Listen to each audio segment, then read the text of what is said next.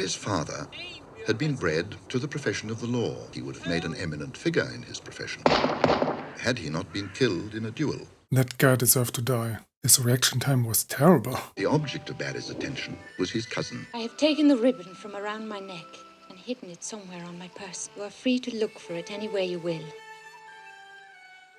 What a gentleman. He did not go for her cleavage immediately. I'll give you a hint.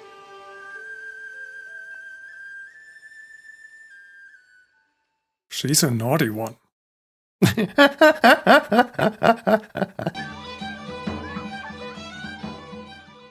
think this guy wants to play hide and seek. Do something, Barry. Were you obliged to dance 5 times with Captain Quinn? He dances prettily, to be sure, and is a pleasant rattle of a man. And he looks well in his regimentals, too. He looks well. I must have watched the wrong guy. I think this might be an opportune moment to return something to you. I must have forgotten them somewhere. Yes, you did. He's about to explode. Mayn't I give a bit of ribbon to my own cousin? You're perfectly welcome, miss. As many yards as you like. Your hand is in everybody's pie. What business had you to come quarrelling here? I think he's just interested in one pie. One very specific pie. A pie he's related to. Here's to Captain and Mrs. John Quinn. Here's to a long and happy life together. A long and happy life together. Barry, don't you want to raise your glass? Aren't you happy for your cousin? Here is my toast to you, Captain. In John. his face. Jesus, even the entire glass. I was thinking of the liquid. I will fight the man who pretends the hand of Nora Brady. I'll follow him if it's into the church and fight him there. Will you take my message to him? Will you arrange a meeting? Why would you warn him? Just sneak up on him. But I guess that wouldn't be very gentlemanlike. Killing him in a church, however, that would be appropriate. This isn't one of my pistols. It's all right, it's one of mine. Did you tinker with that gun? The next round. Is he dead? Quite dead. Man, he died fast. Good day to you, young sir. Will you join us in a drink? Gladly. You look like you're having a blast over there.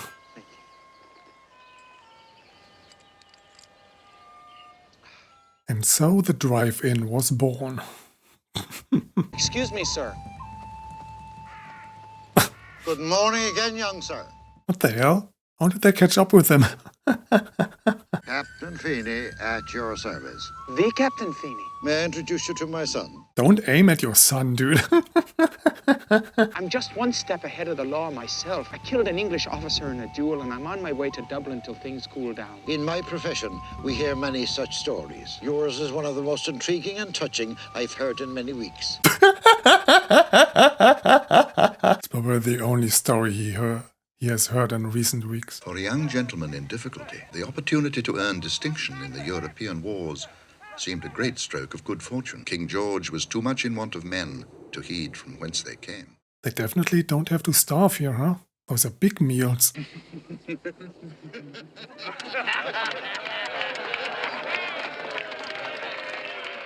He drank none of that. He spilled everything. Well, obviously this is probably take 57. Why did you hide so yesterday when Mrs. Toole came to visit you? Afraid of getting your ears boxed. Gentlemen, you may fight it out with fists if you choose. Well, too bad. This guy brought a bench to a fist fight. Barry's just a natural fighter, huh? He can do it with guns. He can do it with fists. An all-rounder. For he's a jolly good fighter. For he's a jolly good fighter. Has something happened to Nora? She is now Mrs. John Quinn. He recovered from his wound. So much for he's The shot definitely you dead. hit him with was not likely to hurt him, for it was only made of tow. Tow? It was all a ruse. And I even thought it was suspicious, this whole gun business. Barry's first taste of battle was only a skirmish against a small rearguard of Frenchmen. Kiss me, my boy, for we'll never meet again. But maybe we will, huh?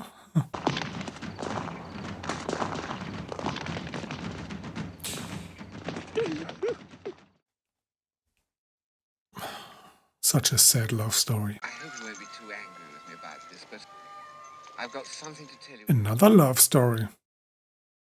So progressive. Barry felt once more that he was in his proper sphere and determined never again to fall from the rank of a gentleman. But then he met a fair maiden and her donkey, and the last piece of gentleman in him died. What's his name? Peter. Must be hard for you to be alone. I'm not alone anymore. Must be very dangerous for you to be in the war. I'm an officer and I must do my duty. What a scumbag. Peter can sense something is wrong with Barry. I must continue on my way. I'm carrying urgent dispatches. I'm traveling to Bremen. Bremen is in the opposite direction. To whom are you carrying your dispatches? General Williams. Dieser Mann ist unter Arrest.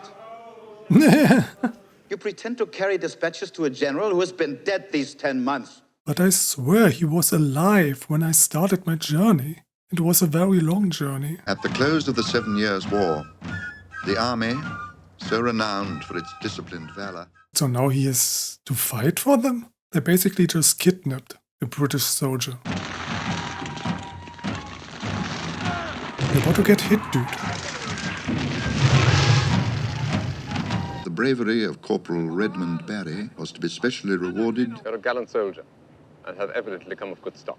Gallant soldier. Dude, do you know that he's a British deserter? I've spoken to the minister regarding your services, and your fortune is made. We shall get you out of the army, allow you to move in a better sphere than that which fortune has hitherto placed you. Your loyalty to me and your service to the regiment has pleased me very well.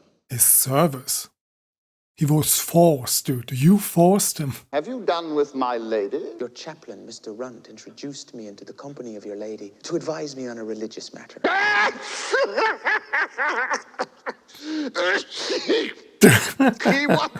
He wants to step into my shoes!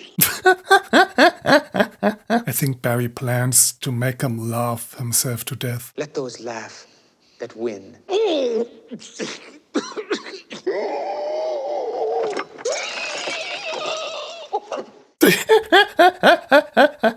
Almost, Barry, almost. One more knock-knock joke and you got him. From a report in the St. James's Chronicle. Died at Spa in the Kingdom of Belgium, the Right Honourable Sir Charles Reginald Lyndon.